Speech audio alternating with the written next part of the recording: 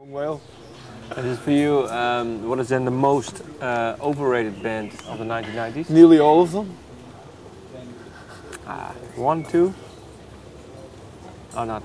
No No, slagging. no, No slagging, okay. All bands are, you know, any band that's really successful in the 90s I thought was overrated because there wasn't really much going on. I mean, Britpop, all that, who cares?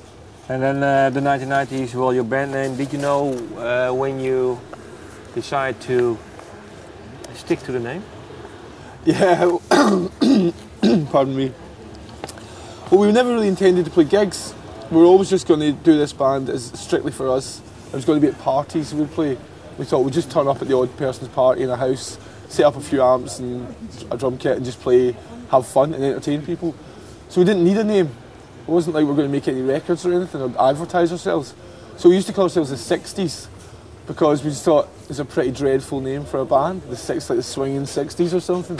And then somebody says, why don't you call yourself the 1960s? Because nobody ever says the 1960s. Everyone says like the 60s, man. And we thought, yeah, 1960s is pretty bad.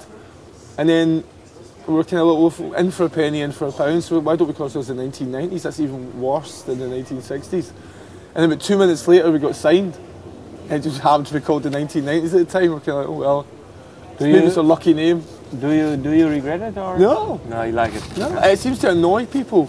And yeah, I kind of like it. It annoys people.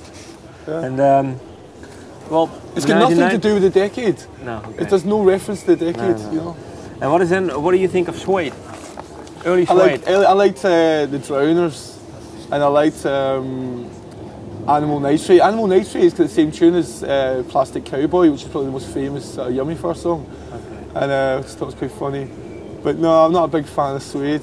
That was the first thing when I spoke to Butler for the first time. I sort of said, listen, I'm not really into Suede, right? And he went, that's okay, neither am I. I know, he isn't. Yeah, no, not really. And the Tears? The Tears. The Tears. How aptly named for us and them. Okay. Well, how important has he been, because he produced the album, Butler? Yep. How important has he been for your sound? Because I read somewhere that he made a, I think, very vital contribution to You're Supposed to Be My Friend. Oh yeah. It's very true, yeah. How important has he been? I mean, creating your sound, pop sound. He didn't create our sound at all, but he helped sculpt it. Any producer is going to, if you've got a producer doing their job, if you run out of tape here, if you've got a producer doing their job, they take the songs to the next level that you can't think of, because obviously a song mutates, changes, and the more you play it, it goes down different avenues. But sorry, yeah. So, but after a while, you come to a dead end, and there's no more you can really think about doing with that song. It's just kind of set in stone. But somebody with good ears will hear where else it can go or where you're falling down. And Bernard's really good at coming in and going,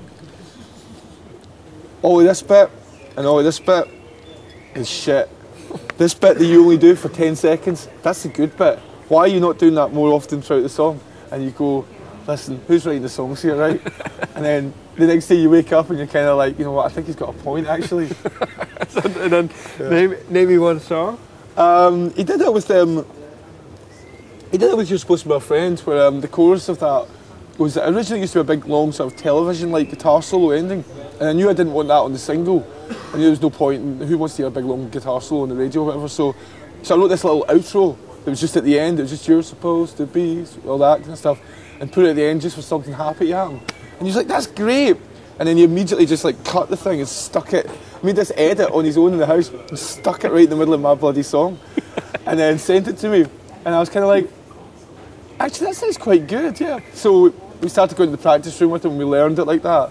But I mean, there's nothing you would say that would, we call the shots. If he said anything that we didn't want to do, we just wouldn't do it. But he's a songwriter the same as us, so he opens your ear and you're like, oh, that is a good idea, you know.